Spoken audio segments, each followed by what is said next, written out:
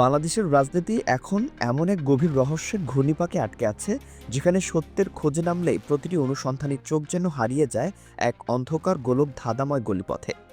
এজন্য ইতিহাসের পুনরাবৃত্তি, যেখানে সাগররুনির মতো নির্মম হত্যাকাণ্ডের বিচার আজও অধরা, ঠিক তেমনি আজকের দিনে এসে সমগ্র জাতি এক বিশাল প্রশ্নচিহ্নের মুখোমুখি।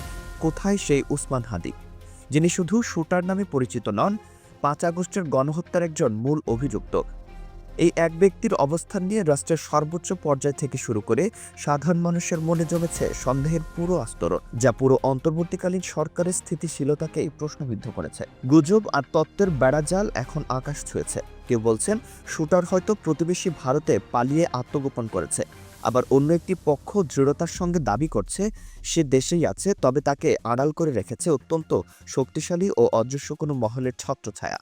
আরও গুরুতর অভিযোগ হলো, এই পুরো আড়াল হওয়ার বিষয়টি আসলে এক সুপরিকল্পিত সাজানো নাটক, যেখানে ক্ষমতার দাবা খেলায় আসল সত্যকে সচেতনভাবে ধামাচাপা দেওয়া হচ্ছে। এই নাজুক পরিস্থিতিতে অন্তর্বর্তী সরকারের প্রধান উপদেষ্টা ডক্টর মোহাম্মদ ইউনূস যেন চারদিক থেকে এক অদৃশ্য ঘেরাওয়ের মধ্যে পিষ্ট হচ্ছে। একদিকে জনতার ক্ষোভ আর ন্যায় বিচারের তীব্র আকাঙ্ক্ষা, অন্যদিকে তারই সরকারের ভেতরে বসে থাকা এমন কিছু মানুষ যাদের আনুগত্য নিয়ে আজ বড় প্রশ্ন উঠেছে। তারা আসলে জনগণের পক্ষে নাকি অন্য কোনো অজানা শক্তির স্বার্থে কাজ করছেন, সেটাই এখন দেশের সবচেয়ে বড় রাজনৈতিক রহস্য। রাজনৈতিক বিশ্লেষকরা বলছেন, এই মুহূর্তে বাংলাদেশের রাজনীতির সবচেয়ে গুরুত্বপূর্ণ ইস্যু হলো উসমান হাদির দ্রুত বিচার নিশ্চিত করা। অবাক হওয়ার বিষয় হলো, যারা এই দাবিটি সবচেয়ে জোরালোভাবে জনতার সামনে এনেছে তারা কোনো মূলধারার রাজনৈতিক দল নয়, বরং ধর্মভিত্তিক দুটি শক্তি, জামায়াতে ইসলামী এবং চরমোনাই পীরের অনুসারীরা। এই সাসপেন্সের সূত্র খুঁজতে হলে আমাদের ফিরে যেতে হবে সেই ঐতিহাসিক 5 আগস্টের গণঅভ্যুত্থানের দিনগুলোতে। জনগণের সেদিনের মূল দাবি ছিল একটাই, বিচার। যারা গণহত্যা করেছে, নিরীহ মানুষের উপর গুলি চালিয়েছে, তাদের বিচার নিশ্চিত করা। কিন্তু মাসের পর মাস পার হয়ে যাচ্ছে, অথচ বিচারের পথে দৃশ্যমান কোনো অগ্রগতি চোখে পড়ছে না। এই বদলে দেখা যাচ্ছে তা হলো এক রহস্যময় পীড়াদায়ক নীরবতা, যা সাধারণ মানুষের মনে সন্দেহকে আরও গভীর করে তুলছে। ইনকিলাব মঞ্চ নামে যে প্ল্যাটফর্মটি আন্দোলনের সময় তৈরি হয়েছিল, তাদের এতদিনের নিষ্ক্রিয়তা নিয়ে এখন সমালোচনার ঝড় বইছে।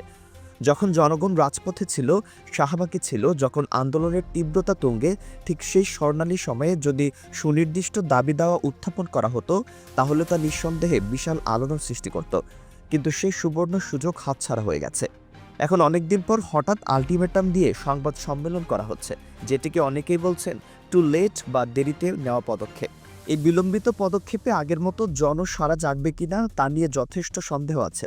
কারণ সত্যটা হলো, উসমান হাদির বিষয়টি ইনকিলাব মঞ্চের কারণে এত বড় হয়নি, বরং জনগণের স্বতঃস্ফূর্ত ক্ষোভ ও বিচারহীনতার আশঙ্কার ফলেই এটি জাতীয় ইস্যুতে পরিণত হয়েছে। কিন্তু প্রশ্ন হলো, এই জনদাবিকে কার্যকরভাবে সরকারের উপর কিভাবে আরও বেশি চাপ দেওয়া সম্ভব? কারণ শুধু ডক্টর ইউনূসকে দোষারোপ করলে হবে না, বুঝতে হবে তিনি কাদের দ্বারা বাধাগ্রস্ত হচ্ছেন। এখানেই সেই আসল রহস্যের সূত্রপাত। সরকারের ভেতরে এমন কিছু ব্যক্তিরা আছেন যাদের আনুগত্য নিয়ে প্রশ্ন উঠেছে, এবং এই প্রশ্ন গুরুতর। কথা বলা হচ্ছে 3জন গুরুত্বপূর্ণ উপদেষ্টার নাম নিয়ে: সালাউদ্দিন আহমেদ, ওয়াহিদ উদ্দিন মাহমুদ এবং আসিফ নজরুল। এই 3জনকে নিয়ে যে অভিযোগগুলো উঠছে তা রীতিমতো চমকে ওঠার মতো। অভিযোগকারীরা বলছেন এরা মূলত বিএনপির দালাল হিসেবে কাজ করতেন। এরা ডক্টর ইউনূসকে সহযোগিতা না করে বরং উদ্দেশ্য প্রণোদিতভাবে বাধাগ্রস্ত করছেন। এমনকি এদের নিয়ে এমন চরম কটূক্তিও করা হচ্ছে যে তারা এতটাই বৃদ্ধ যে ডায়াপার পরে মন্ত্রণালয়ে আসেন এবং ঠিকমতো কাজ করতে পারেন না। এ ধরনের তীব্র মন্তব্য হয়তো জনগণের গভীর হতাশা ও ক্ষোভেরই বহিঃপ্রকাশ। শুধু এই 3 উপদেষ্টাই নয়, স্বরাষ্ট্র উপদেষ্টা জাহাঙ্গীর সাহেবকে নিয়েও একই ধরনের সন্দেহ ঘনীভূত হচ্ছে। বলা হচ্ছে তিনি আগে থেকে বিএনপিপন্থী অফিসার হিসেবে পরিচিত ছিলেন এবং পূর্ববর্তী সরকারের আমলে তিনি তার এই রাজনৈতিক পরিচয়ের কারণেই বঞ্চিত হয়েছিলেন। এমনকি শোনা যায় তিনি বিএনপির সুপারিশেই উপদেষ্টা হয়েছেন। এখন তার কাজে যে ব্যর্থতাগুলো চোখে পড়ছে, বিশেষ করে শুটারের অবস্থান নিশ্চিত করতে না পারা, তা কি কেবল প্রশাসনিক দুর্বলতা, নাকি তার এই রাজনৈতিক পরিচয়ের সাথে যুক্ত কোনো গভীর কারণ? এই প্রশ্নের উত্তর খুঁজতে গেলে প্রশাসনিক ও রাজনৈতিক ক্ষমতার গভীর রসায়নকে বুঝতে হবে। এছাড়াও সেনাবাহিনীর একটি অংশ নিয়েও আলোচনা চলছে। বলা হচ্ছে সেনাবাহিনীতে ভারতপন্থী যে অংশটি রয়েছে তারা ডক্টর ইউনূসকে পূর্ণ সহযোগিতা করছে না। তারা মূলত নিজেদের স্বার্থ এবং প্রতিবেশী দেশের স্বার্থ রক্ষায় ব্যস্ত। এই অভিযোগ কতটা সত্য তা যাচাই করা কঠিন হলেও রাজনৈতিক মহলে এই আলোচনা বেশ জোরে সোরেই চলছে। তাহলে প্রশ্ন হলো, ডক্টর ইউনূস কি আদৌ স্বাধীনভাবে কাজ করতে পারছেন, নাকি তিনি চারদিক থেকে এমনভাবে ঘেরাও হয়ে আছেন যে তার পক্ষে কোনো সিদ্ধান্ত নেওয়া এখন অসম্ভব? এই পরিস্থিতিতে জনগণের চাওয়া খুব পরিষ্কার, শুটারকে দ্রুত বাংলাদেশে ফেরত আনতে হবে। কিন্তু এই সহজ দাবিটাও এখন পূরণ হচ্ছে না। এখানেই রহস্যের আরেক স্তর শুরু হয়। ইতিমধ্যে একটি শক্তিশালী ধারণা তৈরি করা হয়েছে যে উসমান হাদির খুনি ভারতে চলে গেছে। কিন্তু এই ধারণা কিভাবে তৈরি হলো? কেউ কেউ বলছেন এটা ডিজ ফায়ারের একটি সুচিন্তিত ষড়যন্ত্র। তাদের দালালদের মাধ্যমে খবর এমনভাবে প্রচার করা হয়েছে যাতে মানুষ মনে করে যে শুটার সত্যি ভারতে আছে এবং তাকে ফিরিয়ে আনা অসম্ভব। জুলকারনাইন সাবেরের মতো ব্যক্তিদের মাধ্যমে এ ধরনের তথ্য ছড়ানো হচ্ছে বলেও অভিযোগ রয়েছে। তাহলে আসল সত্যটা কি? পুরো বিষয়টি কি তবে একটি ধোঁয়াশা তৈরির চেষ্টা? জাতিসংঘের মহাসচিব শোক জানিয়েছেন। মানবাধিকার কমিশনের প্রধান ভলকার তুর্ক জোরালো বিবৃতি দিয়েছেন। যুক্তরাষ্ট্র, যুক্তরাজ্য, কানাডা, ইউরোপীয় ইউনিয়ন সবাই কথা বলছে। কিন্তু আশ্চর্যের বিষয় হলো, এত বড় বড় দেশ এবং সংস্থা কথা বলার পরেও ভারতের উপর কোনো কার্যকর চাপ সৃষ্টি হচ্ছে না। কেউ প্রকাশ্যে বলছে না যে ভারত তাকে ইন্টারপোলের মাধ্যমে বা দ্বিপাক্ষিক চুক্তির আলোকে বাংলাদেশের কাছে ফেরত দিক। কেন এই নীরবতা? এখানে কি কোনো বড় ধরনের ভূ রাজনৈতিক খেলা চলছে যা সাধারণ মানুষের চোখে পড়ছে না?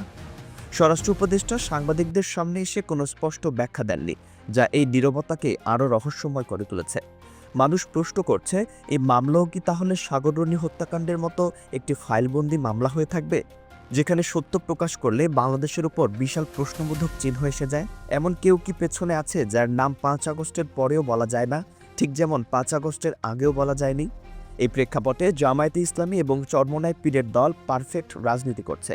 তারা জনগণের সেই আসল দাবিটিতে হাত দিয়েছে। জামায়াতে ইসলামের সেক্রেটারি জেনারেল অধ্যাপক মিয়া গোলাম পরওয়ার খুবই গুরুত্বপূর্ণ কথা বলেছেন। খুনি যদি দেশের বাইরে চলে গিয়ে থাকে, তাহলে মিশনগুলোকে কাজে লাগান। ভারতের সাথে থাকা বন্দি বিনিময় চুক্তি কাজে লাগান। তবুও জাতির চাওয়া পূরণ করুন, অর্থাৎ কূটনৈতিক প্রক্রিয়ায় তাকে ফেরত আনার চেষ্টা করা হোক। কিন্তু কূটনৈতিক প্রক্রিয়ায় আসলে ভারতের সাথে কি আলোচনা হচ্ছে তা সরকার আনুষ্ঠানিকভাবে জানাচ্ছে না। তবে পর্দার অন্তরালে ভারত এবং বাংলাদেশ কথা বলছে বলে জানা গেছে।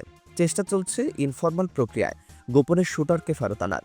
পরিকল্পনা হলো ভারত থেকে ধরবে এবং ফেরত দেবে, এরপর বাংলাদেশে তাকে গ্রেফতার দেখানো হবে। এই ধরনের ইনফরমাল ব্যবস্থার পেছনে সত্যিকারের কারণটি আরও গভীর। যদি ওপেন এক্সট্রাডিশন ট্রিটির আলোকে উসমান শুটারকে ফেরত আনা হয়, তাহলে শেখ হাসিনা এবং কামালের মতো ব্যক্তিদেরও ফেরত দেওয়ার একটি তাৎক্ষণিক নজির স্থাপন হয়ে যাবে। এটা সামাল দেওয়া ভারতের পক্ষে কঠিন হবে, কারণ তারা হাসিনাকে আশ্রয় দিয়ে রেখেছে এবং তাকে সত্যি ফেরত দিতে চায় না। তাই তারা ফর্মাল প্রসিডিউর নিতে চাচ্ছে না। কিন্তু এখানেই ভারতের ডাবল স্ট্যান্ডার্ড স্পষ্ট হয়ে উঠছে। এখন প্রশ্ন হলো, যদি ধরেও নেওয়া হয় শুটার ভারতে আছে, তাহলে বাংলাদেশের মিশনগুলো কি করছে? ভারত সরকারের সাথে কেন কোলাবোরেশনে যাচ্ছে না? হাইকমিশন বা বাংলাদেশের কনসুলেটগুলো কেন উদ্যোগ নিচ্ছে না? বলা হচ্ছে সে মহারাষ্ট্রে আছে, যেখানে বাংলাদেশের কনসুলেটও আছে।